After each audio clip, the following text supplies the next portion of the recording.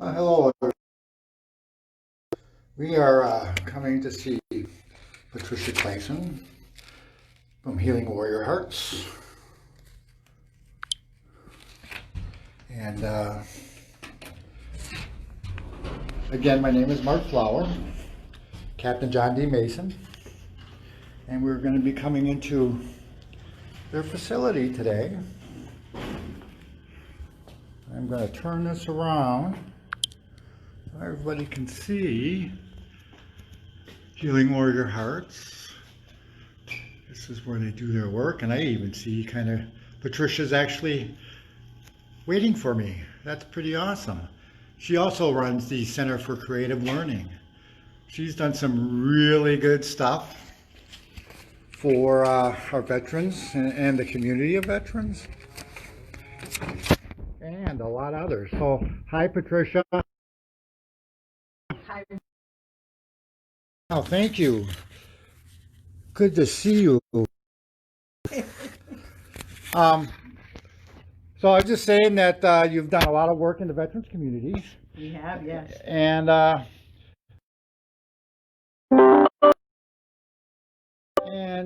to let you talk about the stuff that you have done, Nation does. So I'm going to give you a big pan shot, everybody, of kind of her space. She's got a couple offices, which are awesome. She's got a nice meeting space. With lots of stuff that getting ready for our angel ride on Sunday. Yes. The Angel Ride is, if you can come and support, that'd be awesome. And there's also a football game, if I remember correctly. Watch party. So she's pretty well set up here. She's even got a little kitchen going on, which is awesome. So if we ever get hungry when we're visiting, we can cook something. And we can eat, yes. So I'm kind of being funny. So I'm going to switch around and kind of set us down. There we go. And Patricia, Hey, Mark. would you like to introduce yourself and your organization to our Sure. Facebook Live folks? Hi, everyone. I'm Patricia Clason. I am the founder of Healing Warrior Hearts and the director of the organization at this time. We do retreats for veterans. I've been doing that since 1993. We started as the Bamboo Bridge, a program for Vietnam veterans. And when we had other theaters of combat and other wars going on, we eventually expanded the program, and today it's known as Healing Warrior Hearts. Veterans from any era, combat, non-combat, any service to the United States are welcome to come and be in our programs. And we've even had veterans who served in conjunction with our veterans. We've had folks from Cambodia, from Australia, from England, and from Canada who served with our forces, and they came here to do our program. Well, that's awesome. Yeah. So you're kind of a multinational program in some ways. We are. That's awesome. We are. So in that aspect of the retreats, can you kind of give us a small, without anything that's classified for lack of a better way, but kind of a small description on what the retreats are kind of like? Sure. Nothing that we do is like secret. We think it's really important that people know what we do and how we do it so that they can feel safe in being with us. It's a 2.5-day retreat. Friday night, people come here to the center, finish some basic paperwork and registration, and we spend Friday evening getting to know each other, sharing information, a little bit about our backgrounds and our experiences. We don't go deep into story on Friday night. Friday night is really about finding our commonalities. Sure. We have an activity that we do, and I'll describe it very briefly. We create a circle, and in the circle, people will say, for example, I invite anybody into the circle who has ever experienced betrayal by another veteran military person, for example. And then anybody who had that experience steps into the circle. They say nothing. They just look in each other's eyes, and they know that they have a pain in common. Yeah. And it is so bonding to see how many times people are getting up and being in that circle and getting a sense of, I don't have to say anything and these people understand who I am and where I've been. It's very, very powerful. That's awesome, actually. Yeah. So it bonds everybody together with that common experience. And then the other part of Friday night is people do a drawing of what they want to let go of, what they've been carrying, a pain, a situation. This is what I want to let go of. And then we have a uniform, BDU, that is on a coat rack. So it's about the height of a person, and there's a cap at the head. And we call that the warrior spirit. And we ask people to take their picture that they've created, which they tell us a little bit about, and to take it over and pin it onto the warrior spirit. And the concept there is, let's take this experience that you had and give it up to however you see your higher power. Yeah. So warrior spirit is a generic name that we can use for that. So people go over and they'll pin it on the uniform. And basically that's our Friday night. So when they go home Friday night, they usually go home, almost always go home in a really peaceful place because they've found community and they've given up their pain already. They've started the process of letting go. And the idea of the warrior spirit is that someone, some energy is carrying that for them. Sure. So they don't have to take it home. Right. They can leave it. Yeah. Nice. So then they come back on Saturday morning and we do an opening prayer of sorts, blessing our day, and talk a little bit about trauma, about post-traumatic stress disorder, how the brain works, how the brain gets hijacked, what you can do about that hijacking. There's 2 parts in the weekend. They're about an hour and a half long each that are like school. Education. Yeah. Nice. For the mind. Because when the mind understands the process, first of all, with post-traumatic stress in particular, or any pain they've been carrying, what happens for just about everybody is they go, oh, I get it. Nobody ever told me that. Right. And now I understand that what I've been feeling and experiencing is normal, right? Yeah. Is normal. It's not, I'm not crazy. There's not something wrong with me. This is a natural response to what I've experienced. And then the rest of the day is them sharing their stories. So we have them draw a picture of their wounded heart. Okay. And that can be just color on the page. It can be images. It's not an art class. Right. It's an expression. And then each veteran has an opportunity to share their story. Now, when they come in here on Friday night, every person is assigned a guide. That's what we call them. And that's someone who's... So that'd be kind of like a peer supporter, but you call the guide for the workshop. Right. And they introduce themselves. They say, I'm your go-to person for the weekend. You need anything at any time, I'm the one you come to. I'll make sure you're well taken care of. I'm going to be watching out for you all weekend long. So that sets the stage for, I don't have to be hypervigilant. Yeah. Someone's watching over me all the time. There's less worry. Yeah. Yeah. So on Saturday, when they tell their story and describe their wounded heart to us, their guide is writing that story. They're putting it on paper as a witness.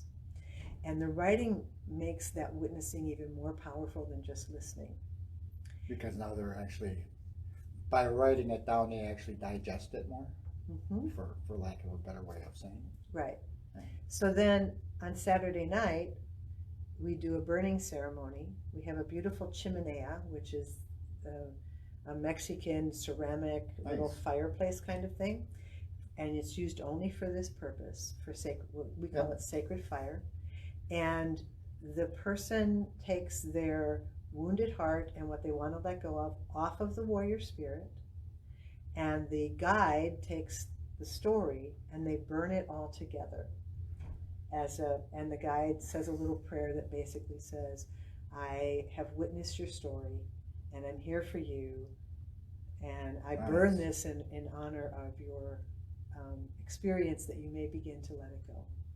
The actually kind of the ultimate act of letting go, even though there's still some work to be done, but it's that physical manifestation right of letting go of the pain or whatever that may be. Right.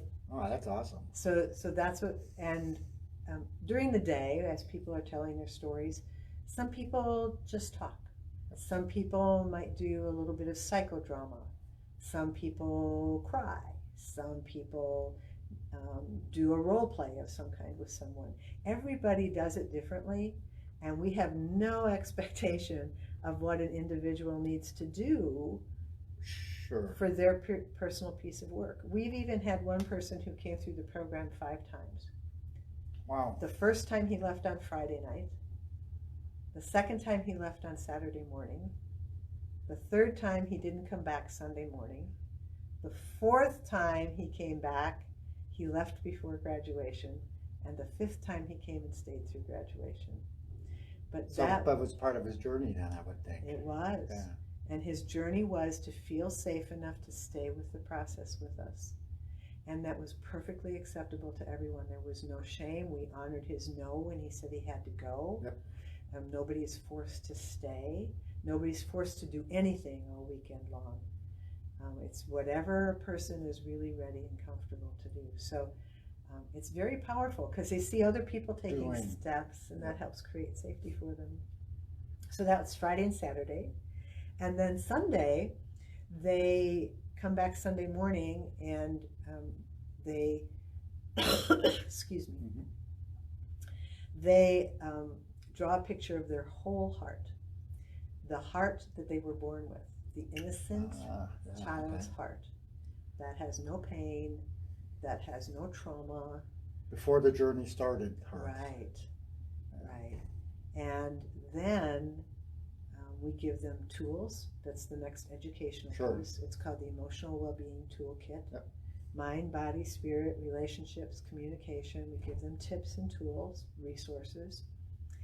And then they create a box. And you know what? I have one of those boxes. Let me get one to show you, sure. okay? You can talk to those folks in just a minute. I should have thought of this earlier, but Well, I'd like to share it. So again, we're talking with Healing Warrior Hearts with Patricia Clason, excuse me. So I'm wondering if hopefully we got some folks watching at this point, and if you are, maybe throw a comment if you want. Just kind of let everybody know I will be adding some links when I get back to my computer, because we're here doing my phone thing and it's a new phone, and I'm not gonna try to, I don't want to delete nothing. So if I do it from my computer, there's a really good chance that it'll all turn out fine. I do it from my phone, there's a 50-50 chance I may push the wrong button. So they should check in later for the links? Yeah, so later on you'll see the links added to this, and hopefully you check them out. And Patricia's back with her boxes. So on Sunday afternoon, we give them an empty box. This is a wooden box that's carved in the shape of a heart, and the top actually comes off. Although this one's been glued on now, and on the inside they put some of the ashes from the fire. Oh, nice. So to represent the past and the transformation, they put in a quartz crystal to represent bringing in the light, a little bit of white sage for cleansing and relationships, and anything else meaningful that they want to put in. And then they decorate the box. And this becomes a memory, a sacred object of their experience. Oh, nice. That they get to take home. So these are just 2 of the boxes that people have made. And these are here because the people who made them asked us to hold it for them. Almost everyone takes their boxes home, but for some people it's, I really don't even want to take that home. Will you keep it in sacred? So when we start every weekend, there's some boxes on the table that folks made and gave to us. So Sunday afternoon, they make their heart box. They get their t-shirt and they get welcomed into the family. And then they draw a quilt. So they get a really big piece of paper, and it has 9 squares. Mm-hmm. And in the middle of the square goes that heart that they drew in the morning, the innocent heart. And then they put their past in the first 4 squares, their heart, and then in the next 4 squares, their future. And so we'll see things like I'm going to go to college, or I'm going to retire in the mountains, or I'm going to have my grandkids or my kids, or, you know, how they see their positive future. Yeah. Because they've done so much work, Mark. It's so powerful and so intense that we have to do something that's going to help them see that positive future. Kind of set some goals. Right. Nice. Right. So they're seeing, this is what I can do. I have tools now. This is integrated, yet I've let go of a big piece. I may have more work to do, but I have community. I have, we call it the family of the warrior heart. I have resources to do that with. And one of the things that we do, which is similar to what your organization does, is we work to make sure that people are connected to community as they leave here. Mm-hmm. So they have this community. They can come back and staff a weekend after they've been a participant. So they can stay involved. They can be a guide. So actually, it's a cool thing is where they become from being a participant, they can actually then get involved with you guys, and then helping other veterans. Right. So can I ask a question about that? Absolutely. So how does that? I guess maybe a two-part question. Okay. How, when they start getting involved, how does that enhance the veteran? But then also, how does that enhance your program? Well, When it comes to your retreats. yeah, what it does for the program, I'll answer that question first, is it means that when people hear people talk about it and they know that someone's going to be there, the staff is going to be there for them, they know that there are going to be people there who've been where they've been, the new participants. They know that. And we're a 100% volunteer organization. Nobody gets paid. Our leaders don't get paid. Our staff doesn't get paid. All the money we raise through the Starfish Foundation goes directly to program delivery. We're pretty unique in that regard. You actually are, because you have a lot of really cool volunteers. I will attest to that. We do, thank you. And so it expands the community of people, you know, and it eventually allows us to add more and more. We went from 3 retreats a year to currently 6 retreats a year here in Wisconsin and 4 a year in Texas. Nice. And we're going to keep growing. What it does for the participant is it gives them community. Yeah, okay. You know, they have a community they belong to. As a veteran, you know what it's like to be with the folks you served with. There's a bond there that's that you don't get in a lot of other places. Yes, there's that, I call it that special thing. Yeah. Even though we may not like each other sometimes, but when it matters, right, that kind of stuff doesn't get in the way of things. Yeah. Like many of the folks in the military say, "We got your 6." Yeah. Our favorite phrase is, "We got your 360." Oh, well, that's everything. Yeah. Nice. Yeah. That's actually, that's cool. So what happens is the vet knows that there are people who are going to be there for them. Yep. They can come back, they can be as involved as they want or don't want. They can be gone for 2-3 years and come back and there's no, where were you? Or, you know, no, you were gone, you can't come play. It's like good to see you. Yep. Yep. Oh yeah, very much so. And so that's really important. And our retreats are staffed usually about 50-50. 50% veteran, 50% civilian. Okay. Because it's important that So you work with the family members too then? family members with other folks who have been through other retreat programs that care a lot about veterans, that want to give back. So that when the veteran is telling their story, it's not, I don't want this to sound demeaning. I was going to say it's not just other veterans hearing them. There's just a difference. There's a difference between being in a group of veterans and telling a group of veterans your story. Yeah. And there's a difference between being in a group of vets and community people and having community people be willing to listen through the hard stuff. Or even talk about their part of the story, Right. because when I'm a vet and I got a civilian and we are in a thing, for whatever lack that thing is, Yeah. what affects me can affect them, especially if we're really close. Right. Which means I can remember part of my life where I would ignore all that. Yeah. And their side. and expect them to understand my side, but yet there's a two-way street. Yeah. And through my journey of stuff, I've learned that there's a two-way street. And even though I may use my veteran status as a thing, Mm-hmm. maybe sometimes my brain allows me to be special, Yeah.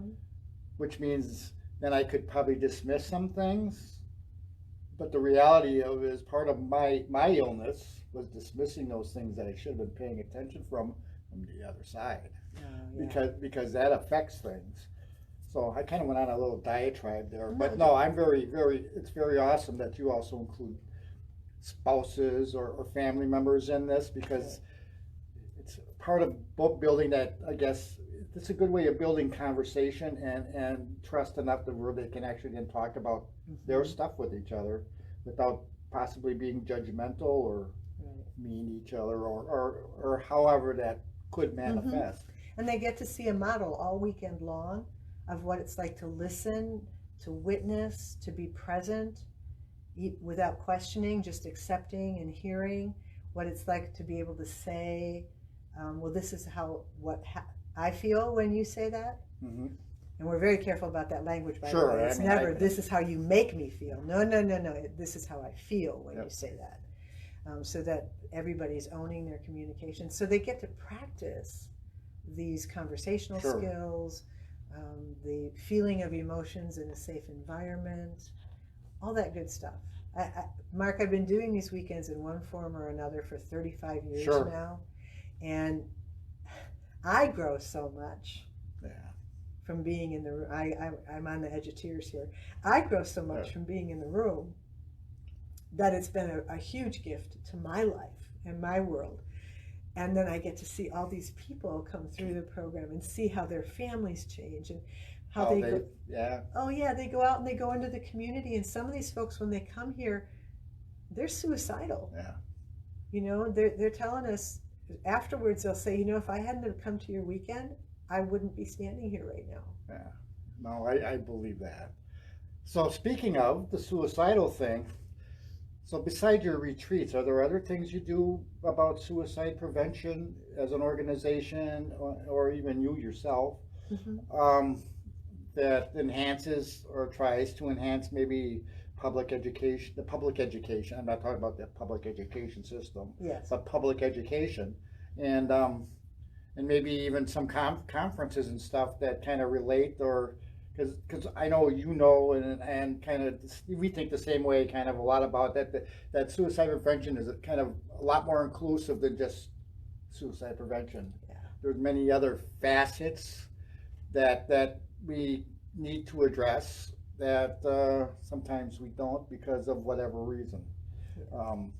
But so could maybe talk about what you do as an organization and stuff like that about that? Well, I do a fair amount of public speaking, going to different places to talk about the retreat, to talk about different aspects of suicide prevention. I just spoke at the Prevent Suicide Wisconsin conference yesterday about prolonged duress and post-traumatic growth.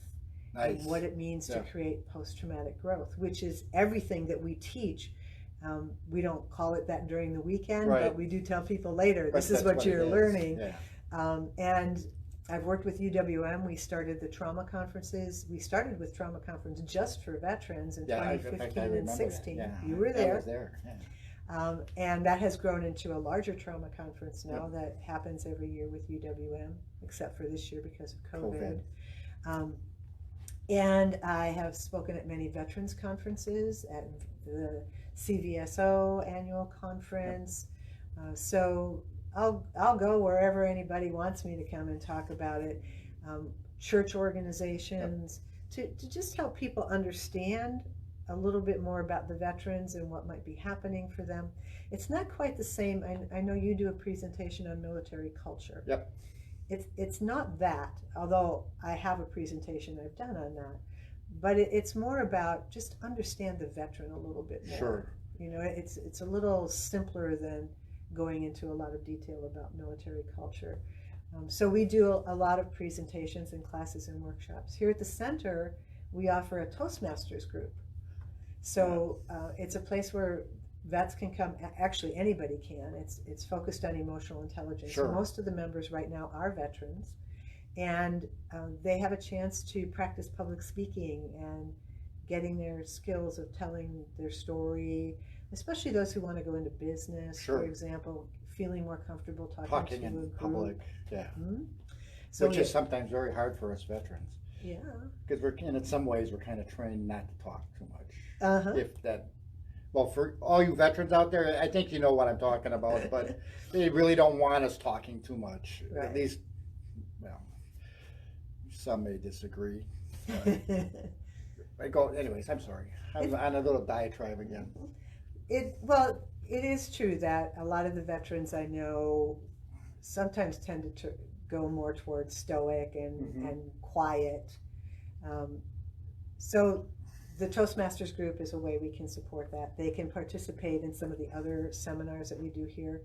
We have a really cool program. We have a digital program called Nice. Successful Living Basic Training. Oh, And nice. we offer it free to the vets under a program called We Got Your Six. So would that be on your webpage or on your? Yes, So I can share that link. I'll give you the link to it. Yeah. For every program we sell to anyone, any sold program, we give away 6 programs to veterans for free. Oh, nice. So we're constantly giving away some really powerful tools. It's a whole library of personal growth, good tools for Yeah. life kind of stuff. So we do that. And every year we do a project called Operation Grateful Giving. We Yes. get together and we fill over 300 bags full of goodies of all kinds, CDs from Warrior Song, playing cards from Potawatomi, puzzle books, pencils, candies, just all kinds of good stuff. Yep. And then we have a whole crew of people, usually about 80 of us, who go over to the VA Christmas Eve morning And kind of hand it out. and we hand them out. But we don't just hand it out, Mark. The reason we have 80 people is because they go and they sit with the veteran for a while and talk with them. Oh, nice. So it's not just walking, hi, Merry Christmas, and out. Yeah. You It's- spend time. Yeah. So in some ways, they become peer supporters and that aspect of what you do. That's actually a good idea. Yeah, and some of the kids come with their parents, and the kids will have Christmas gear on, you Yep. know, and it teaches the children respect for veterans and what veterans have done for our country, and so it's a real cool program. So you guys do a whole lot of stuff. We do. That's awesome. We do. So, So So I know about our Veterans Health Coalition. Mm-hmm. Yeah, look at that. You got your jacket on. I actually got my jacket. Yeah. So can you talk about your experiences with the Veterans Health Coalition? Because I have my experiences because Sure. I've been involved, but I don't want to talk about mine experiences today. One day I may. All good, by the way, but it's just. Yeah. But in your journey with the Veterans Health Coalition, and how did that? And well, I guess how awesome is it? It's actually pretty awesome, folks. It really is. So I was at the Warrior Summit where the presentation was made about the big grant that they got to establish the app and a community coalition. And what was the third leg of that, Mark? Education. There were 3. Education. Thank you. And of course, I put on my form, I want to play, Yeah. you know, I want to be a part of the coalition. And so, you know, the first 6 months, almost a year, we spent meeting, and people would get together and we talked about what our ideas were for the coalition. What it could look like. Yeah. And that was good. Yeah. The brainstorming was good. But you might be able to tell from everything I just told you about what we do here, I'm a mover, I'm a doer. Yes. And so I finally said, okay, crew, we got to make this, we got to solidify this and give it structure so it can grow. And so we had a retreat and we developed bylaws, guidelines for the structure. It's not a legal entity, it's an informal coalition. So we don't have a president and a vice president and things like that. We have an executive board. Our board. Yeah, and they they basically do the day-to-day business of the coalition, and then the members help out with that and put their expertise in the hat, so to speak. So I served for 6 years. Yes, thank you, by the way. We both did. Yes, indeed. To be on the executive committee and help get everything going. And we have accomplished just so much as an organization. First of all, there wasn't any organization in the city that brought all the community providers together. Yeah. And of course, we're still working on bringing more, but that's a never-ending journey in its own right. I'm sorry, I just needed to figure that out. That's accurate, Mark. And we've come a long way. Yes, we have. And we also have a subcommittee of alternative providers, the folks beyond the doctors and the therapists and the colleges and the hospitals. And we have all these alternative providers. I call those folks the really smart folks. You know, for some folks, they're a little. No offense to anybody else. I want to say that too. For some folks, they might think of it as a little touchy-feely or something, you know, an alternative. But we have the equine therapy people, and we have acupuncture, and we have Touch for Health, and so. Yeah, just so you know, I'm a big advocate of holistic veteran services, because through my own personal experiences, it makes a difference. It does, and even the VA now has finally come around to having their whole health program that includes references to or involvement in yoga and acupuncture and Tai Chi and music. Even and Reiki. Yeah. So, so the Veterans Health Coalition is all the community providers of all those kinds of things. There are veterans who have served who are ineligible for benefits for many different reasons. And it's important that they know that there are people who care about vets, who understand vets as best they can, who are willing to be there for them. Yep. And so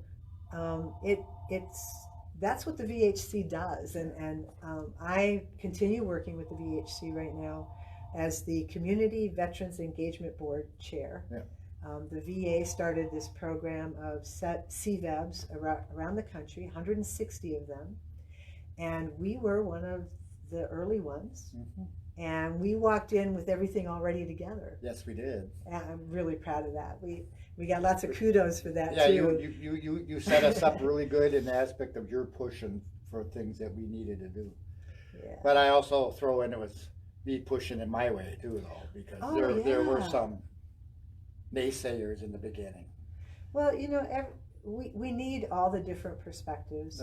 I think that's important. You know, we need the visionaries and the dreamers. We need the doers. We need the naysayers to tell us where they might see fault in what we're doing, or what we might not be seeing, or what we need to consider. You know, we need all those people, and that's what is special about the Veterans Health Coalition. Yes, because we finally came to a consensus and moved on.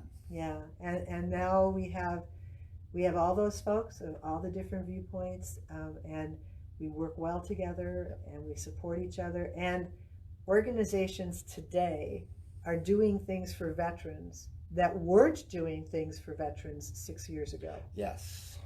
Who have become very involved in the veteran community. At one point, I'm sure Mark will have on Brian Michael or Victor or someone from Mental Health America and the Peer Respite. Folks, I mean, that's an example of something that I believe evolved out of the Veterans Health Coalition, because Mental Health America supported us all along, but Brian, being on the executive committee of the VHC and caring about veterans, brought all kinds of things together to help make that happen.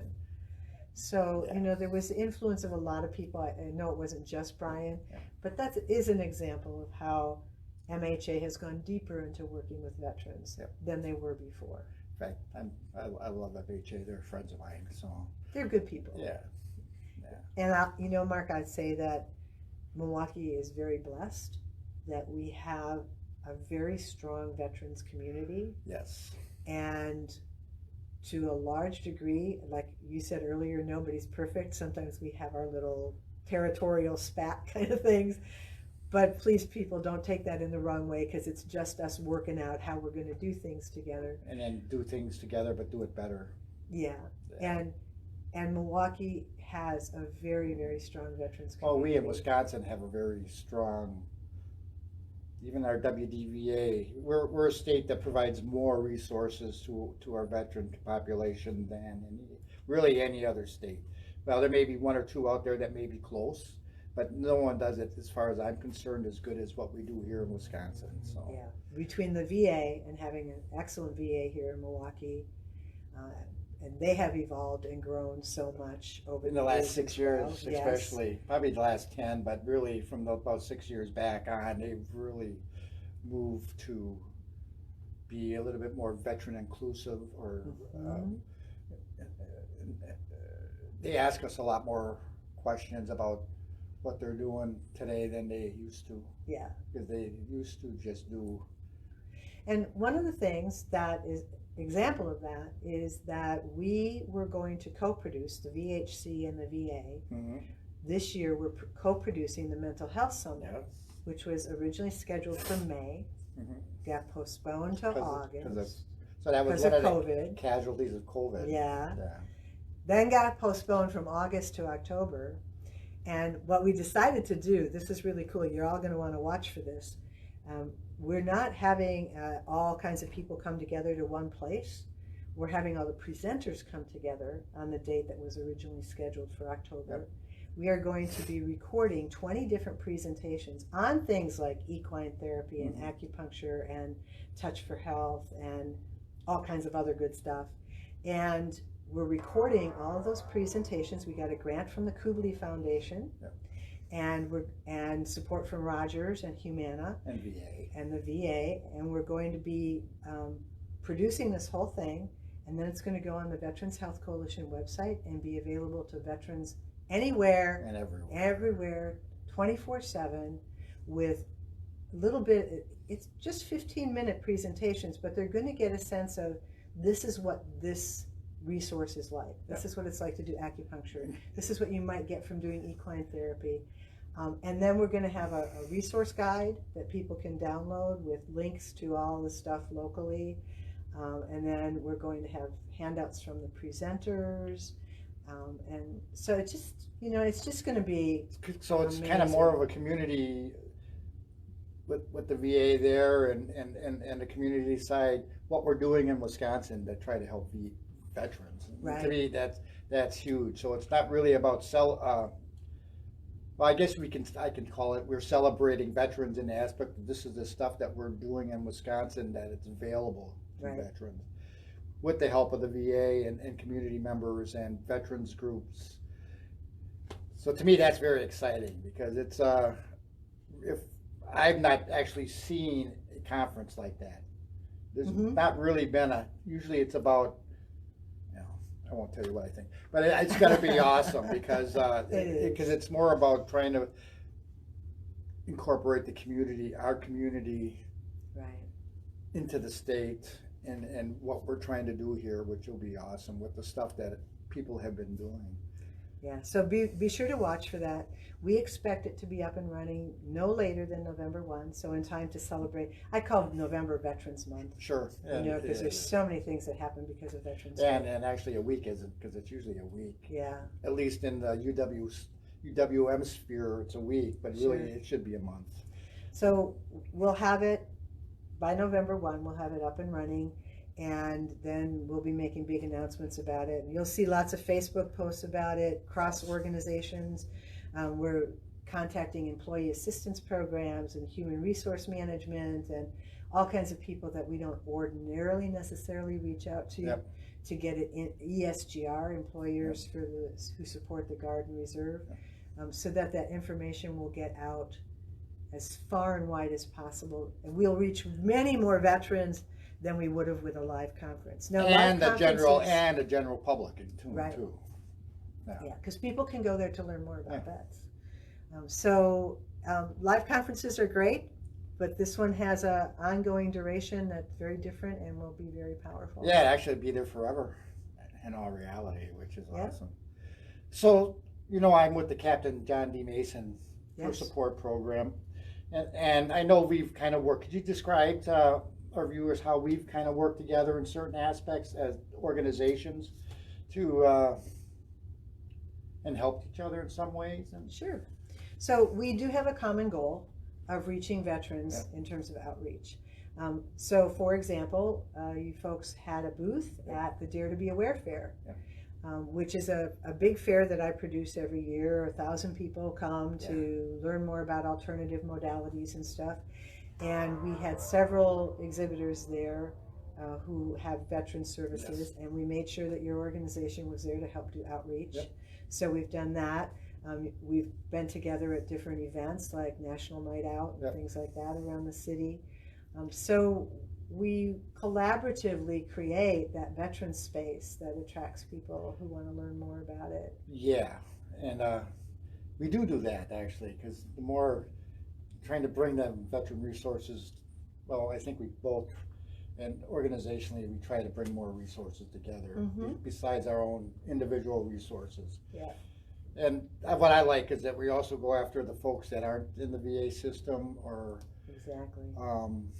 the folks that may not be eligible for VA services, to help get them in the loop, for lack of a better way, get them signed up so that they can at least start looking at the benefits that they are eligible. Well, I want to be not eligible, they've earned. Let me qualify that they earned. We earned that.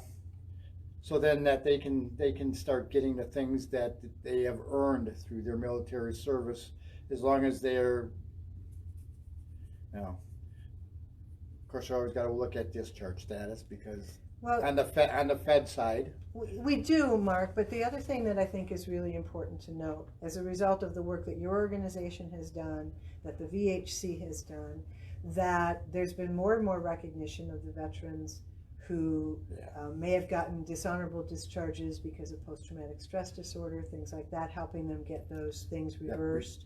And services like Healing Warrior Hearts, which is free to the veteran, no DD-214 required.